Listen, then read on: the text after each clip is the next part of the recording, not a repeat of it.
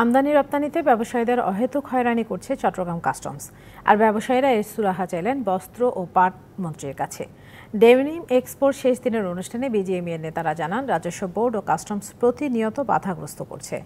দেশি বিদেশি 7টি প্রতিষ্ঠানের অংশগ্রহণে 16তম বাংলাদেশ ডেনিম এক্সপো অনুষ্ঠিত হচ্ছে রাজধানীর বসুন্ধরা আন্তর্জাতিক কনভেনশন সেন্টারে। প্রদর্শনীর শেষ দিনে বিজিএমইএ সভাপতি SM মান্নান কুচি জানান, বাংলাদেশে গত এক দশকে উচ্চ মূল্যের ডেনিম তৈরি হচ্ছে।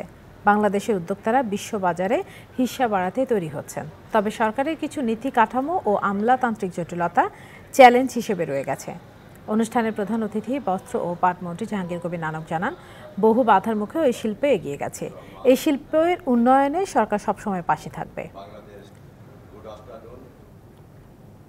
নিরাপদ ও কমপ্লায়েন্ট পোশাক প্রস্তুতকারক দেশ হিসেবে তারা বাংলাদেশকে সোর্সিং ডেস্টিনেশন হিসেবে বেছে নেবেন এবং পোশাকের যথাযথ মূল্য বা ফেয়ার প্রাইস দিবেন।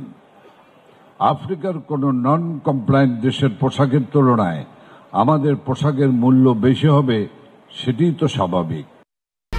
1, 2, 3 ঢাকায় জমি জিতে নিন 100% ক্যাশব্যাক সহ 20 কোটি টাকার পুরস্কার।